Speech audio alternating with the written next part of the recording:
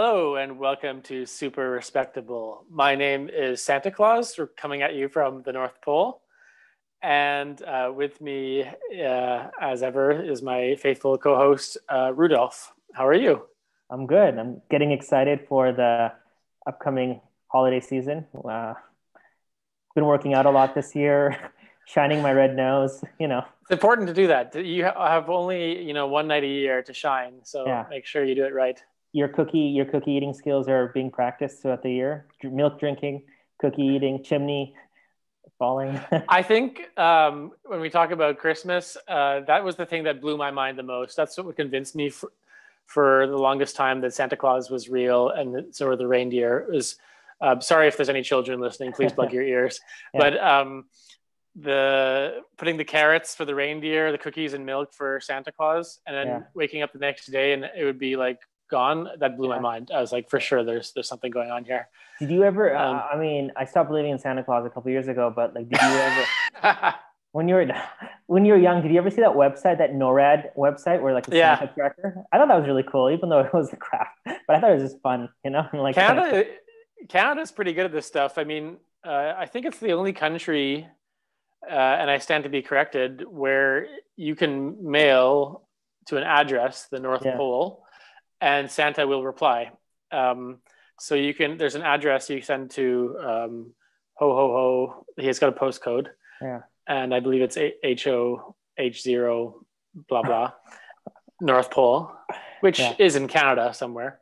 I was gonna say, I think Santa would be Canadian. The North Pole is technically Yeah, Canada, and right? he's wearing our colors. He's in red and Colors. white. Oh, there you go. So there you go. Uh, Yeah, I wrote to Santa a few times, and yeah. his computer printout letters were fantastic. Uh, Really, really good. you gotta be efficient with your time and energies. But What's interesting is we were talking just before we started the recording is how I only realized this when I started living in Europe that it's not universal. Like Santa yeah, Claus is a thing for sure. He's a dude.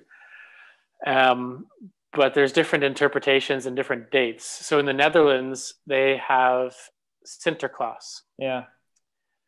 which I could be wrong again. I think he's a different person from Santa Claus, and Oh, he shows up. He came around this weekend, although it was slightly curtailed due to the current global pandemic. yeah. And the Netherlands has quite a controversial character called Zwarte Piet, Okay. which is a individual who was wearing blackface. And Of up course. until last year, they were going down my street in blackface, and the kids were all celebrating and cheering Yeah. along while these they're meant to be, I think, slaves or Santa's help or Our Santa's ratings are just Santa's helpers. We're gonna get hate mail from the Netherlands now, but let's move on. Let's. I It- I hope Santa it takes caution this year though, because he's at high risk. He's an older he's an gentleman. He's older guy, a bit overweight, heavy. bit heavy. Um, So wear your mask, sanitize. Lots of exposure going to everyone's houses. Yeah, he's Um, a super spreader for sure. he should just leave it at the top of the chimney, like not go down the chimney this time. I It was think that's better. contactless deliveries, right? Contactless, yeah.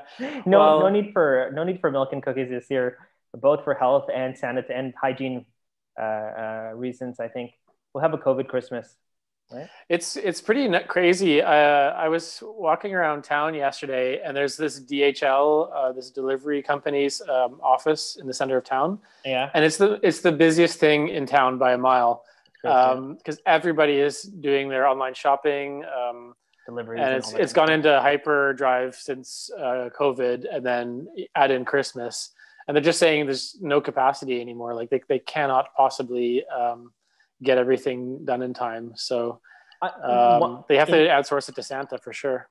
in an upcoming episode, I'll talk about, like, I'm really fascinated with the logistics behind these courier companies, like how FedEx and Mm. DHL operate and everything. Maybe one episode could be focused on that because it's really fascinating. Because, for example, for work, we use DHL all the time, and like you can track it. So I love tracking packages, seeing like how quickly they can pass through customs and where they can get to, and just like the logistics behind how like something can get from halfway around the world just within a couple of days. Yeah. And it's so detailed. Like they'll say So it's in detailed. Illinois somewhere. Yeah, yeah, It's yeah. It's in it's being driven Cincinnati. some Yeah, truck somewhere in yeah. Cincinnati, and then The now it's on a truck boat. broke down. Yeah, it's on a boat. The boat has ran out of gas. It's turning Now back. it's on a helicopter. Yeah, yeah, yeah. Here, Yeah. because we have to do a lot of shipping and stuff, so we're always doing it, and it's really kind of just cool, I think. And FedEx is really cool as well. And like, there's that, if you watch that movie, the one we Castaway, well, he Castaway. works for FedEx at the beginning, so Yeah. he sends himself a package just to time how long it took. And so it's just cool how all this stuff was set up at one point, and now it's just functioning. Yeah, it's really an impressive thing, which it boggles my mind. I don't understand how food arrives on my plate from all these different far-flung places. Totally. It's crazy. Globalization in action. There you go. What's on the plate for our speaking of this, on the plate for discussion today? Anything today? Well, today, since it's my turn to discuss something, yeah, it's not quite a story. I decided since it's the year of coronavirus and everyone's scared and worried about risks and their health, I thought I would try and add some perspective to things. I'm going to talk about the risk of dying from different things. Like the probabilities and stuff? Probabilities, yeah. Yeah. That's always good to know. Yeah, it's a very light episode, a very cheerful episode. For those people we haven't offended because of the blackface comment, we're going to depress you. We're trying to offend everybody here, so everyone's going to get it. Sure, let's do it. This is like, I think people who work in insurance and claims really work on these kind of things too, right? When they insure people. Yeah, so if Geico feels like sponsoring this episode, let me know and drop us a line at, what's our email address? superrespectable@gmail.com.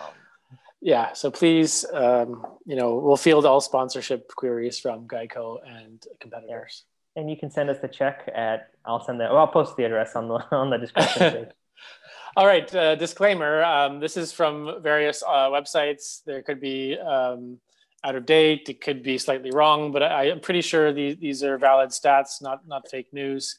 Cool. So here we go. This is coming from an infographic, which seems to be sourced from the CDC, the Center for Disease Control in the United States. Yeah, so it's very US focused, but it's a pretty representative facts. I think that they carry across borders to other places as well. I'm not sure that the risks change too much depending on where you are. Cool. So the first category that I want to talk about is sport and recreation. So the risks and probabilities of dying from various sporting activities. So there's a few here, and we'll have a bit of a discussion about who's done what in these ones. So there's bungee jumping and skydiving. Which do you think is more dangerous, more likely to die? Bungee. You think bungee is worse? I think so. No, I'm wrong. Okay. It's actually quite safe. It's much safer than many of the other activities I'm about to mention.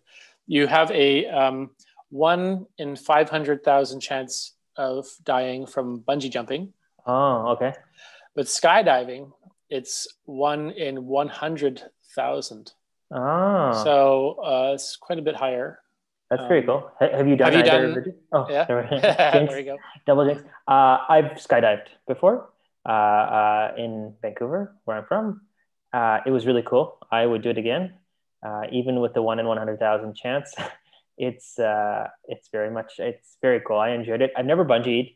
I don't like that inertia feeling, when you go back up, even on like roller coasters or elevators, but I would try if the opportunity presented itself and I felt it was safe. What about you? Have you done either? Neither. I think if push came to shove, I would choose skydiving because, as I understand it, you're connected to some expert skydiver, and he just flings himself or herself out of the plane, and you're just along for the ride. Because bungee jumping, you're standing at the ledge, and everything in your being is telling you why you're doing this. You shouldn't jump. And I would require someone to like throw me off and push me off, Totally. which wouldn't be very nice. And then like with the bungee thing, it's like, I guess the fear is that the bungee will snap, right? And then right, with the parachute, it won't open, right? But you have a backup parachute and a dude with you, right? So I guess both have their risks, and it's not like I'm actively going to do this every day, but I agree with you. I think the feeling you get when you skydive is like really, really cool. Like, it's like that feeling of just free fall. And then when they open it up, it's a really nice view. But speaking of skydiving, did you see that just a couple months back, David Blaine, the magician, he did his latest trick. I don't know if anyone saw it. He held a bunch of balloons and he floated up like in movies. Yeah. But in preparation for it, he did like 500, I'm getting the number wrong, like skydives or something, because after he releases the balloons, he skydives to the ground. So this guy was just like skydiving so he could learn how to do it by himself and properly, et cetera, et cetera. But disclaimer, like, it is extremely dangerous if you don't know what you're doing. And even if you do know what you're doing, because you don't have 100% control. Yeah, but based on what I'm seeing here, these stats, yeah, it's pretty safe compared to a lot of the other things. So the next comparison I will do, this one's kind of surprising to me. Running and jogging as one category versus swimming. What do you think? I'm already 0 for 1, so I'm going to go running and jogging. They're actually the same. Really? It's 1 in a million. What would swimming, drowning, right? I guess drowning, I would imagine a shark eats you or something. But running and jogging, I'm surprised it's not a little bit more risky, because people get heart attacks sometimes if they're out of shape and they decide to go out there. You get hit by something. You get by something. I find which one do you enjoy more? Do you like swimming or running and jogging? Do you have a preference? I used to not be a very good swimmer. Yeah. But I actually enjoy swimming more than running and jogging. Totally. I do run and jog, more jogging than running. Yeah. And in COVID times, that's been my principal activity. I've been going pretty much every other day until my knees say stop. Yeah. But swimming, I love it. Now that I can figure out all the movements properly, it's a great workout. Really, really good. What's your preferred stroke? Do you have one that you're good at? I like just the front crawl is fine. But if I'm just feeling pretty lazy, I'll do a back crawl. Yeah. Yeah, that's true. Back crawl. I always feel like I'm going to hit something, like there we go. That's what I was going to say. That's why they have the little on pools. They have like the marker, so right. But even then, totally. Growing up, I always wanted to play ice hockey, but my mom never let me do it. So she put us all in swimming. So that was the only sport like we did outside of school. So we got really good at it. So like I feel like I'm a very strong swimmer. Pool swimming, ocean swimming, I'm like okay, but it's I'm totally not, different, huh? Yeah, it really feels different. I'm not that into it, but pool swimming, I'm super comfortable, and like I can hold my breath for a long time and I can do the strokes. But swimming is fun. Like I feel like it can, like, it's very, it's a good workout. It's low impact, and your mind can kind of just like, you don't have to really concentrate. You can just kind of go in the way the water feels and all that stuff. But I hate swimming in pools with other people. I wish I had my own pool. Yeah, the great thing is when I was living in Budapest, it's a city with many very nice spas. Yeah. And a lot of swimming pools. Yeah. And I got a great chance to go to some really cool swimming pools. And there's quite a few that are socially distanced, because I agree, it's a pain to like go to a public pool and it's just rammed with people, and you get someone kicking you in the head from another lane or something. It's very frustrating. So yeah, but then when I was going into one, which was an Olympic-sized pool, I had never really gone to the Olympic lengths. Crazy. And I was gassed. I think I didn't even make it the full length. I didn't realize what was involved, and I was so embarrassed. But it's insane. Like, it probably was a 50-meter, 100-meter pool or something like that, right? Like some crazy distance. Yeah, it was probably 50, but in my mind it was 100 or something. Yeah. Totally, like, it's crazy. And swimmers, man, like, they're in insane shape. These guys train all the time, and they're just. I have so much respect for them. Yeah. Cool. Because like triathlons. Yeah, I've always kind of wanted to do one, Yeah. But what held me back was the swimming component because Yeah. it's in open water, and open water swimming, I'm 10 times as bad. Um, Yeah, I mean, I'm assuming there have been times you've gone like to like beaches and swam in oceans or blue clear water where it's a little bit easier, right? But like mm, for example, like that doesn't make it any much better. But like the currents, the boats, the systems, like how things work, it's just a completely different game, I think, right? yeah, I for mean, sure, for sure. but some people that's their specialty. I've been watching these. So I'm really interested. Speaking of, I've been really interested in like breath holding, like how long people can hold breaths.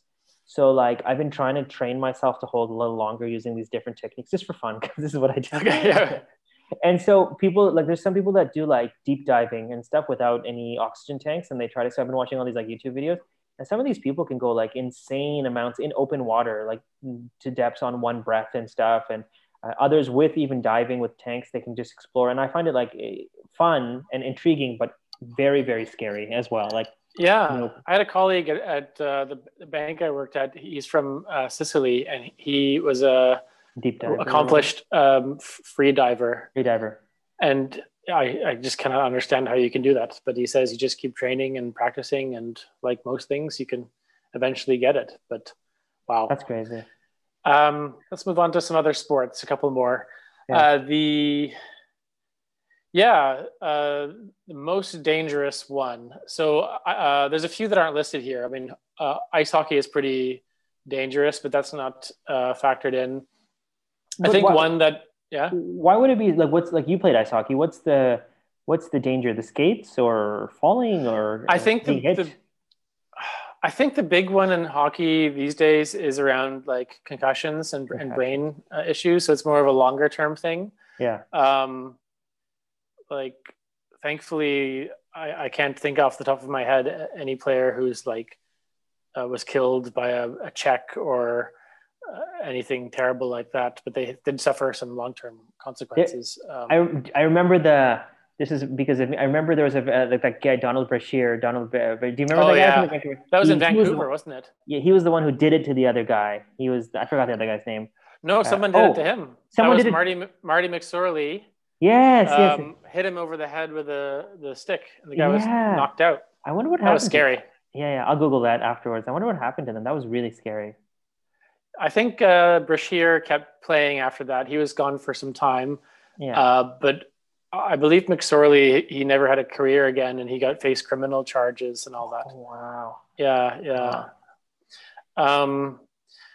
So some other dangerous ones. So well, beyond skydiving, there's some other sports that are in the air, like hang gliding and Yeah. base jumping. Yeah. Base jumping is the most dangerous one by far. So to do that, you have to have a few screws loose. Yeah. You have a 1 in 60 chance of dying if you do base jumping. That is really bad. Yeah. Wow. Base jumping, it ends in a parachute in a dive or no? Like how does it or how do you I've end? seen There's different versions. I've seen different versions. Maybe there's a different name for it, but there's one with a parachute and it goes off, and then there's also one where it looks like you're in a flying squirrel suit. Yeah. I don't know if that counts as base jumping. It looks like it does to me. Yeah. Which seems far crazier than any of these other sports. And you can base jump off like buildings and caves and Yeah. the International Space Station or whatever that guy did from Some of these people have a death wish because I've seen the videos online where they're hovering so close to the ground at like such high speeds that I mean, why would you do that to yourself? I know it's maybe fun for a trip, but you hit one of those rocks, you're a goner. I've been watching. Have you seen it? I can post a couple online, but there's been these videos of these guys who like break into tall buildings at night and they like climb all the way to the top, like internally, externally, and then they base jump. So stupid. And then they film themselves doing it. Like it's so stupid. That's wild. People are crazy, eh? 1 in 60. Is there anything that's worse than 1 in 60 for odds? In terms of sports and recreation, no. The next worst thing is a Grand Prix race driver. So that's 1 in 100. Pretty bad. That's pretty bad too. Those guys are going so fast. Yeah. So I guess it's because there's so few of them and so many crashes that that accounts for that number. But Um, can I ask you something? Do you find whether it's Grand Prix, fast cars, motorcycles, that need for speed, is that anything that's like something that's appealing to you, or that's not really your cup of tea? no, again, I guess I'm very risk averse. I enjoy speed that I've controlled or created, Yeah, like going downhill skiing. yeah. I don't mind going fast on that. What else? Like speed skating or something, but Grand Prix racing or anything that involves an engine Yeah. that can, go into overdrive. No thanks. So I used to ride motorcycles as you know for a little bit, but I've stopped. I'm not to say I'd like Good. to We'll get to that sorry. in a second. Oh, good, good. Then I'll save it. I'll save it. No problem. I was going to add my comment, but like you, I think I like the idea of control, and I think I ski too. I'm probably not as good as you, but you have more control. But when you lose control, which I'm sure you have in skiing, it is a very scary feeling, because you're like, I just lost it, and now I'm going to roll this down, you know? Oh yeah. I mean, the craziest thing is when, growing up in Canada, especially Totally. the part of Canada that I'm from in Ottawa, there's ski hills and they're definitely hills. Um, and I thought I was a good skier until I started going skiing in Europe where there's mountains. Yeah. And I realized I had so much more to learn because the skiing I did around Ottawa was you could basically just bomb down the hill and Yeah. not do any turns. And Yeah. that's what I was doing as a kid. And I tried doing that in the first run. I did it when I went skiing in the Dolomites and I Yeah. nearly died. So I learned about the, gradual, graceful carving that you're supposed to do. But Yeah. even then, I started picking up speed. And like you said, you can very quickly get carried away. And You definitely need to helmets are know. important. Yeah, absolutely. Yeah, you need to know what you're up to and be comfortable and not take risks. Like I red, no, not red. That's not even a color. Green and blue trails are pretty much what I'm comfortable with. I can't do blacks. I don't do double diamonds and triple diamonds and this and that. It's enjoy at my own speed. And then if I don't feel comfortable and stuff, then I'll like take a break. You'll do that. What's it called? French fries, Oh yeah, the snow pie or plow or whatever. snow. Snow, Yeah, yeah, yeah. yeah, those are fun. I did those a few times. I got caught in black diamond in somewhere in Yeah, yeah. Oh, totally. We've all been Austria. there. Yeah. You're the guy Scary who's feeling. like walking down while everyone Yeah, is. yeah. Which is a nice lead into the next category of mountain sports. Cool. So skiing is actually pretty good. It's got better odds than running and jogging and swimming, which is Oh, quite cool. shocking to me. And snowboarding is 1 in 2.2 million. So it's actually a very Oh. safe activity.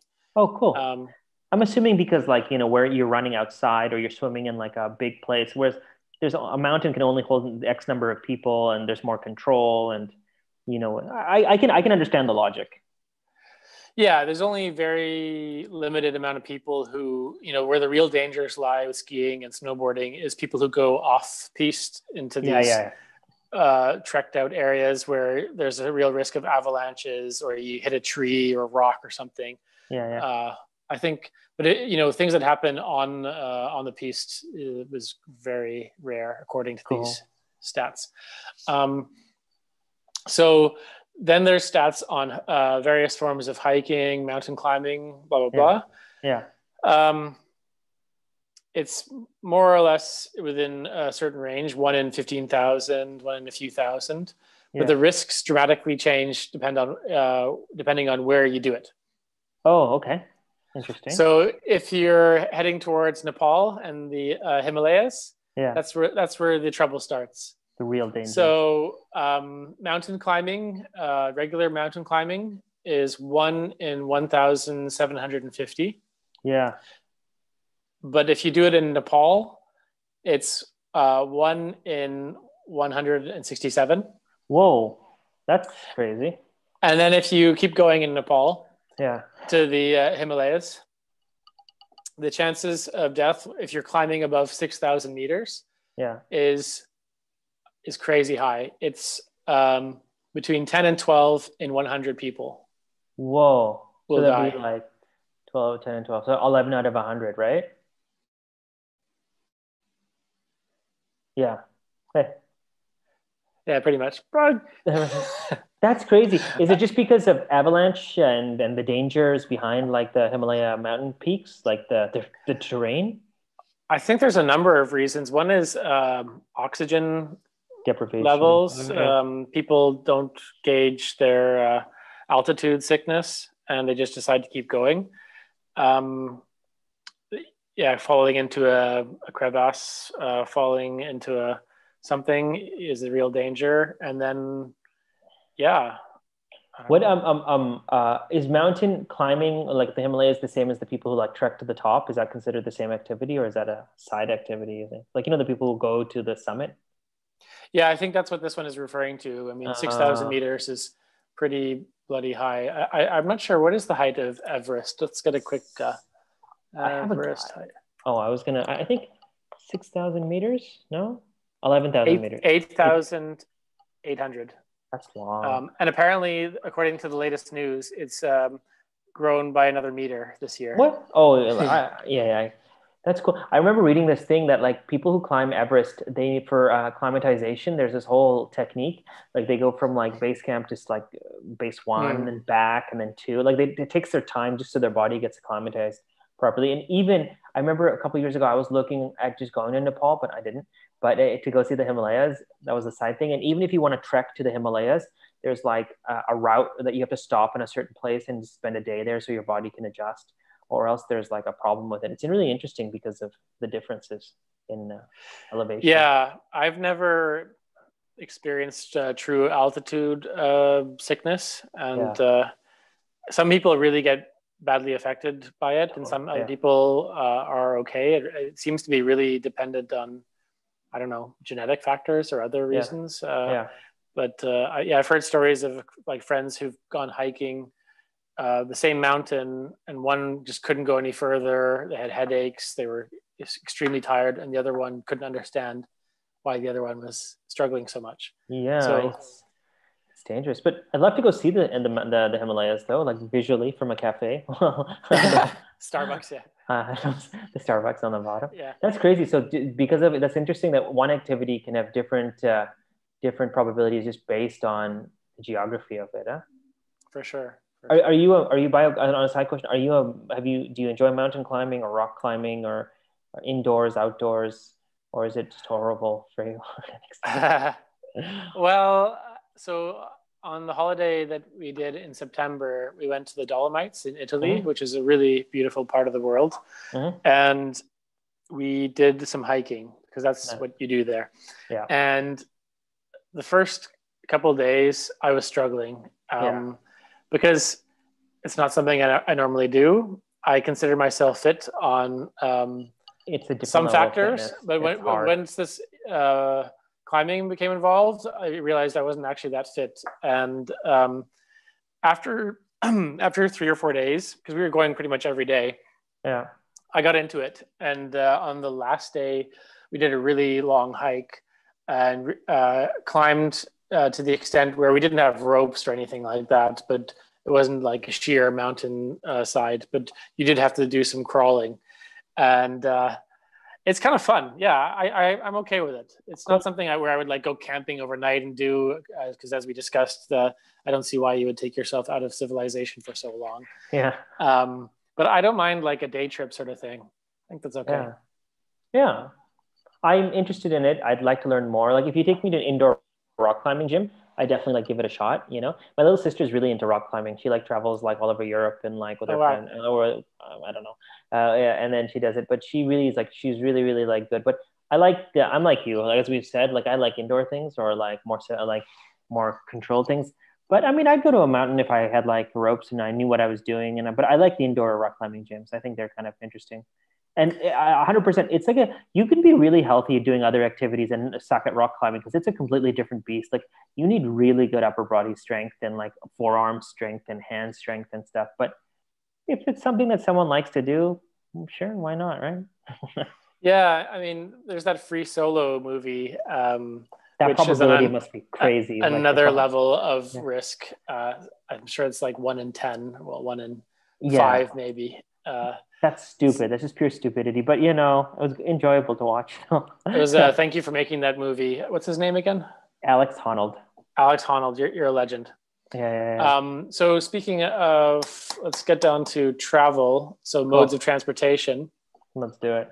You naughty man and your motorcycle. I know. That is awful. But let's see in comparison. So again, this is U.S.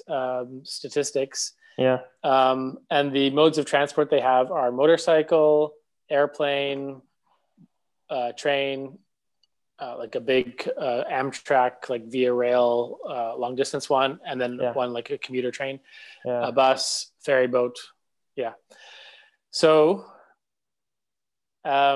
this is passenger fatalities per billion passenger miles in the United States. Okay. Shoot. Motorcycle is far and away the worst. It's totally. 212 fatalities per billion passenger miles. Yeah. And what do you guess would be the next one on the list? I don't remember all of them that you said, but I say boat, train, plane, bus, car. Car? Yeah, cars and trucks is so we go from 212 and the next one is 7.2. Oh, wow. It's a huge jump. Yeah, wow. Then sorry, go ahead. And then the least risky is the one that people are often most afraid of is the airplane. The airplane. That's my guess. I've heard that flight travel is one of the safest forms of travel in comparison to others. It boggles my mind. I don't know if you've ever seen some of these flight scanner, flight radar apps. You can see all the planes that are in the sky. And obviously pre-corona, there was a lot more. Yeah. But even now, there's still tons of planes in the sky. And it just boggles the mind about the logistics, who's coordinating all these planes so that they're not, bumping into each other. But the sky is a very big place, right? Big. You have multiple dimensions, up, down, left, right. Whereas on a road, it's pretty much just straight behind you and in front of you and to the left and to the right. It's dimensional, right? But I agree. I mean, like, it's also a man-made machine that really didn't exist 100 years ago. And now there's millions of them and there's multiple flights and it's craziness. Like, it's crazy. Well, where did boat travel rate in that list? Kind of in the middle or closer to the safer end? No, boat is the third most dangerous. So, really? Huh. It's about half as dangerous as taking a car, but it's 3.17 compared to a car of 7.2. So yeah, by far the most dangerous things you can do is take a motorcycle, take a car, or take a boat. And everything else, trains and planes and are very safe. It's I can speak to motorcycle travel. The minute you get on a motorcycle, this is the most dangerous and stupidest thing you've done ever, and people still do it. And like, I've had multiple times. Thankfully, I've never been in a car accident, a motorcycle accident, but I've had multiple times where I've been close, or you're going so fast that that one screw up could be the rest of your life. I even the Rockcliffe Parkway in Ottawa, like the one that's right. Usually I used to go for rides there when I was living in Ottawa, and like I'd go really fast because there's no police there and I do whatever I want. Like I could see skid marks of other motorcycles like there and stuff. And then, don't do it. It's really, really stupid. Yeah. It's horrible. It's so stupid. Yeah. I think there's, my parents are very open and understanding of me trying different things, but I remember the one thing my dad put his foot down on was like, you're never getting on a motorcycle. Because your dad's a doctor. Yeah, he must have seen horrible things. He's probably treated lots of people, and he himself, I think, had a motorcycle. Yeah. Sorry, Dad, I keep mentioning you every episode. You just have lots of good stories. He'll get a he'll get a chunk. He'll get a little piece of the Geico money. Exactly. We'll give you a cut. That's good. How do you feel about airplane travel? Do you feel safe when you're in an airplane? Honestly, I've flown so many times that I feel very safe. Totally. Takeoff and landing is the times when I feel a little bit tense, but I'm okay. Where I really freak out is turbulence. Yeah. And then when I'm flying like over a huge ocean, like the Pacific Ocean, but if I start thinking about that, I start freaking out because it's just insane. You could have like a lost situation where you crash and land on something. Yeah, you're done for. But to make it, by the way, engineers, flight people like they take all this stuff into consideration. If you ever watch the flight plan on your plane, you always know Yeah. they always try to fly close to land if they're on an Mhm. ocean too, right? And also, like additionally, hey, for me, like you, I've flown so much that I'm not really scared of planes. I don't enjoy turbulence. I'm like, I hope this ends like soon because it makes me feel not like dizzy and nauseous. But have you ever had it? Have you ever been on a flight when a flight lands and people start applauding? Yeah, I have. I thought that was so strange. It seems like it's certain cultures that do it. Yeah, yeah. Did people assume that we weren't going to land? Like, Yeah. Yeah, it's a strange one. And the other funny one is the Italians. I'm going to pick yeah, on them. yeah. It's as the plane hasn't even touched the ground. Sometimes I've been on flights where the plane They hasn't start even getting up. touched the ground. They start getting up and grabbing their bags, heading towards And the then exit. people sit. And there's like, okay, that's genuinely risky and dangerous because like Yeah. the two riskiest times for planes is like takeoff and landing, and you're What gonna do go you, flying if what's on a side note? What's your opinion on like economy travel versus business versus first class? Do you think it's worth it if you have the cash, or is it no? oh It's man. point A to point B. Do you pay the extra? I'm not. I Uh, don't. I'm just an economy. I'm a normal dude. But like, I wonder, like, what do you think? Because if I had the money, I mean, my wife and I have this question all the time. I told her if I had the money, I'd buy my own plane, and she said if I had the money, I'd just upgrade to first, like first class when I travel. And so, like, I wonder what your thoughts are I'd be on interested on this on the risk stats on that because a I private get plane. the feeling that it's pretty dangerous to take private Oh yeah, jets and private planes because you hear a lot of like of these rich people's planes crashing because I think there's less scrutiny than there is with a commercial airline yeah, yeah. because for obvious reasons. So I think I would definitely, if I had the cash to splash, I would do first class, business class, Uh, which I've been fortunate enough to go on, I think, three times. yeah. Me too. Oh, I think we're on the same number, 3, 4 times. Yeah. Sorry, I was going to save the battery here. Um, which was a great experience. And I can see why people who regularly get business flights feel like they never want to go back to economy ever Yeah. again. But yeah, I think I would choose that. What did you enjoy? If you had to choose one or two in order, what was the things about business class that you enjoyed the most? And The which what was your food what was and your route? drink. So I went. One was Ottawa to London, England. Oh, which I airline? got Air Canada. Oh, So I was upgraded there, which was really nice. And I think that on that one, the real perk was that I could sleep. You could lie yeah, down flat because it was a red eye flight, yeah, and there's definitely value in that because I had to work the next day. yeah. Um, and then the other one where I really indulged was a flight from London, England to Lagos, Nigeria, Wow. um, which was great because it was from like Heathrow Airport, and the lounge there was really nice. Um, but the weird thing is, the lounge in Nigeria was definitely not as nice as the lounge in London, and the food going from it's still British Airways, but the food going from Nigeria back to London was nowhere near as good as it was on the Uh-huh. other way. But when you landed in London, they had this whole like spa facility where you could shower and have a full English breakfast and all that stuff. My You boss totally, went straight to the office, and he must have yeah. thought I was a lazy bum. I stayed there for like 2 hours afterwards and did a few Yeah. rounds. I feel yeah, that's totally.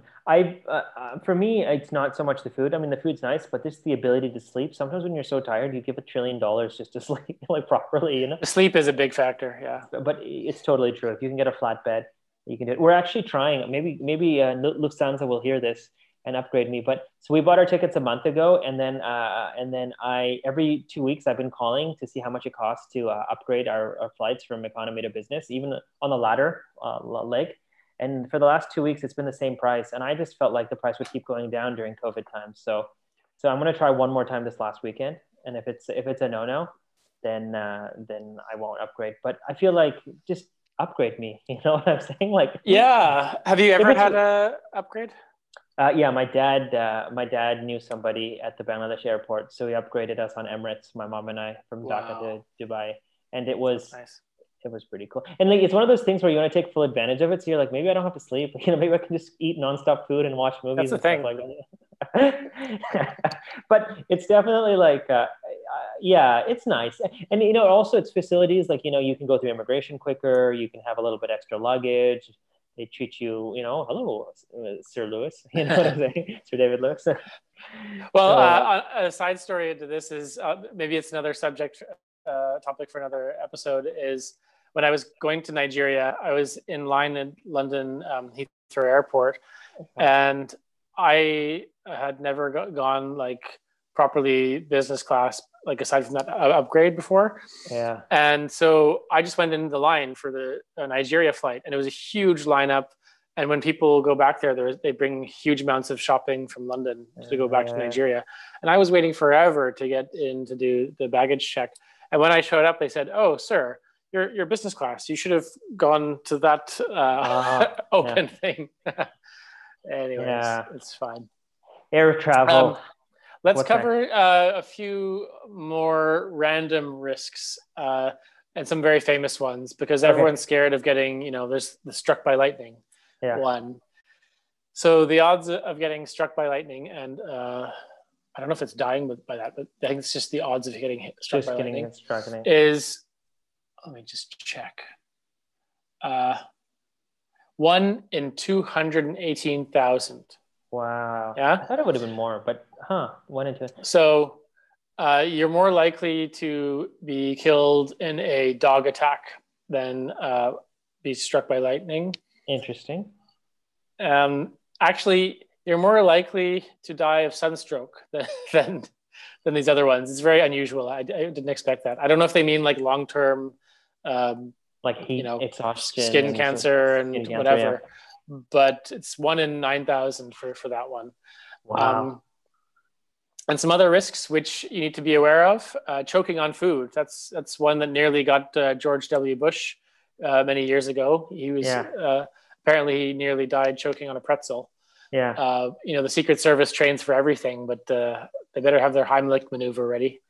Yeah. That's 1 in 2,600. So that's a pretty significant thing to consider.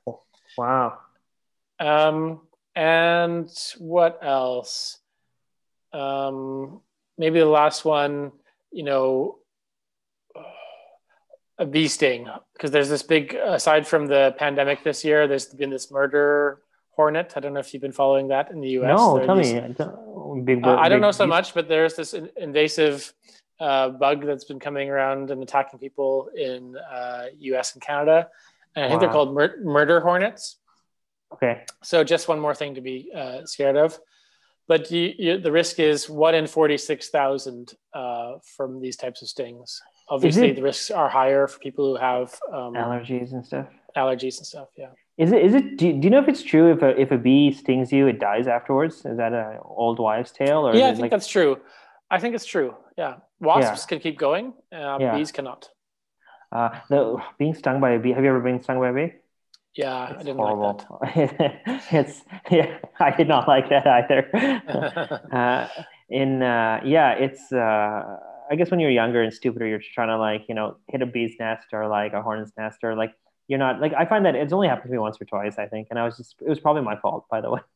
Like I was probably doing something. I wasn't hitting anything, but I was probably put myself in a situation I could have gotten out of or anything. But that's interesting.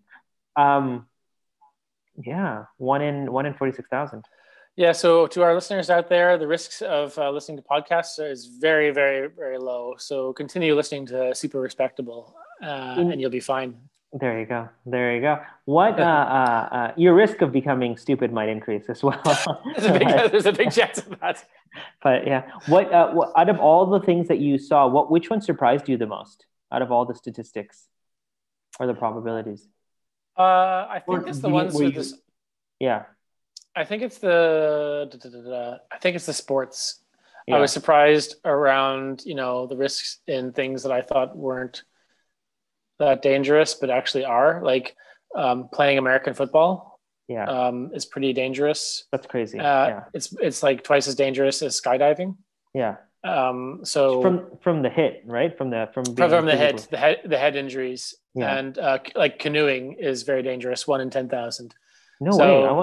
Like capsizing or probably hitting you could fall out, drown, hit a rock, all sorts of things. Go off a I waterfall. go off a waterfall. I kayaked a couple times when in high school and I hated it. And I don't think I'll ever get back in a kayak again. I thought it was stupid. I did a whitewater rafting trip, That's and that was crazy. fun. Except for it was just a bit too long. I Yeah. would prefer if it was closer to civilization and in a yeah. I don't know. It was cool. Let me ask you something. Like as a disclaimer, the numbers that you give are not statistically real. It's just your opinion. Let me ask you what you think the probabilities are. I don't know if this is true or not. What do you think the probabilities are that most people like people of getting like heart disease in North America or globally? Globally, what is it written? Um, so I don't have those at hand, but yeah, those are definitely like the biggest risk factors. So the Totally, right? leading Yeah. causes of death are not these things. It's definitely heart disease. Number one is heart disease, Yeah. cancer, Yeah. stroke, respiratory diseases, accidents, Alzheimer's, diabetes. These That's are the crazy. things that are actually dangerous. So Um, yeah. that's insane. So, because I was reading this book or listening to this book called How Not to Die, it was pretty much pushing like a vegan diet, and so he listed pretty much like all the food related health ones that you just mentioned, minus like ones, and he said pretty like his argument pretty much was like if you convert to, I'd be interested to hear your opinion to a vegan diet, you can pretty much eliminate all of those risks, right? Like vegans usually don't get heart attacks and the diabetes and sugar and this and that. What do you think about that idea? Like food can relate to health? But there's Well, also that's stupid one. what I just said, but you know what I mean. Obviously, there's a It's a great correlation. idea. I think I've tried vegetarianism at various points in my life, Yeah. and I just can't hack it. I do crack and end up having a steak at the end of it. I That's think I can go, several days of like all breakfast, lunch, dinner vegetarian, and I'm cool yeah, with that. yeah. I just cannot sacrifice Like a nice steak or a meat. good piece of chicken. Yeah. Yeah, I'm afraid my enjoyment of that will outweigh the health consequences down the line. I mean, I think most people get enjoyment from food or a partial part of it from food, and you should indulge in it with balance, right? I think as a society, we eat too much meat generally as a human species, and definitely less meat consumption if is probably really good for you. I'm not arguing against veganism at all. I think it makes complete sense. But for me personally, like you, I enjoy like a nice piece of fish or some sushi or some chicken. But I definitely see the merits in converting or changing to more vegetarian based diets for health reasons. Definitely. But every once in a while, you know what I mean? Like I don't want to just be like physically fit, but I want to be happy mentally and emotionally. And I just sometimes you're just like, this is so dull. Like, I can't eat beans and rice again. Yeah, I've been to some interesting vegetarian restaurants. There's one when I went to Zurich, which is one of the oldest, I think it's the oldest vegetarian restaurant in the world. I don't know how they come to that conclusion, but that was their claim to fame. Oh, And when it's done right and yeah, done totally. well, like it's amazing. And I definitely hats off to like the Indian subcontinent. Yeah, yeah, It's a big part of the food culture is a lot of vegetarian dishes, and I'm all over that. I love those totally. types of dishes. Do you do you Um, do you yeah. find that there's a, I was this is a in it's just a, do you find like are you like a meat eater or like in the morning? Like do you eat meat like bacon or sausage or sheep or Yeah, on the weekend, I guess on it's the part of weekends? my British upbringing to have like English the full breakfast. English breakfast and bacon and eggs type of thing. Yeah. Um, yeah, I am partial to that. But during the week, we have this sort of Bircher muesli thing. We're super healthy during the week. It's overnight oats with all sorts of seeds and Oh, nuts and dried fruits and whatever. So you feel pretty good having that. But by the nice. time it's Saturday or Sunday, I want my French toast, my scrambled eggs, my bacon and sausages. I had oh sorry, my cats are fighting. I had a burger today and it was amazing from Burger King and it was amazing. and I had and I had McDonald's last week. Those fries, oh we talked about it. They The must put fries. cocaine or something on them. They're Yeah. so freaking good. But interesting. That's good. But heart disease, like that's I definitely knew that was on the list. That's like all I read about. Everyone's got like some type of heart problems, whether it's like a heart attack, a stroke, or some type of palpitation or related stuff. It's scary, to think that like the Yeah, I mean, probability of everyone getting it. has to die of something because, death and taxes. So There you go. until we all get frozen and they figure something out, I don't know. I spoke to a friend about this once. I said, "What would you like to, if they crack the code? Would you like to live forever?" And he said, "No, I'd be bored." Yeah, yeah, yeah. So I got I don't know. game over it. Yeah, I don't know, Yeah, man. That's crazy. I guess all these bringing it to we're almost near the finish line with this. I know there's a discussion. Not that I don't want it to be over, but these probabilities. I think it's good to know them, but not live our lives based on them, right? Like I think you live in a balanced approach and however you want to live, but know that they exist. I think it's pretty cool that they have these numbers out. That like at least we can track it and we can know.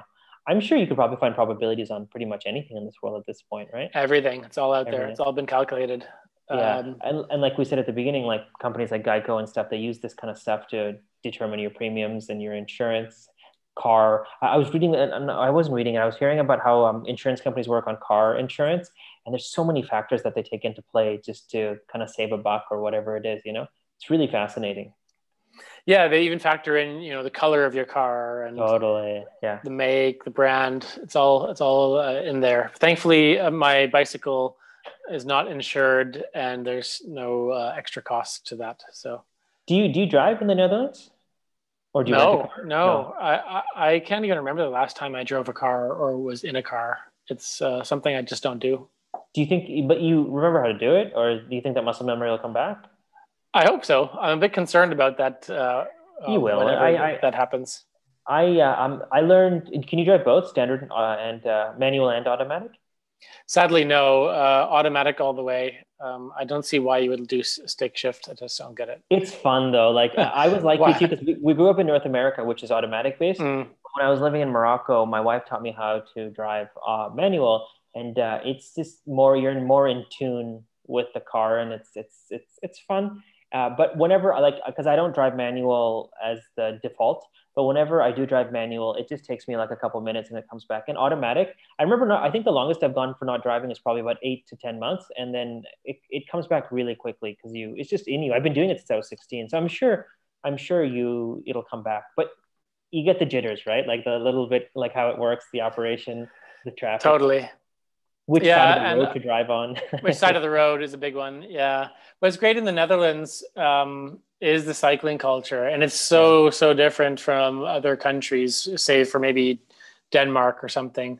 It would be shocking, I think, to the average, I don't know, North American or pretty much anywhere else, because no one wears bike helmets. Oh, really? They stick their pretty much newborns on the handlebars or in the back, and I didn't know they're that. not wearing helmets either.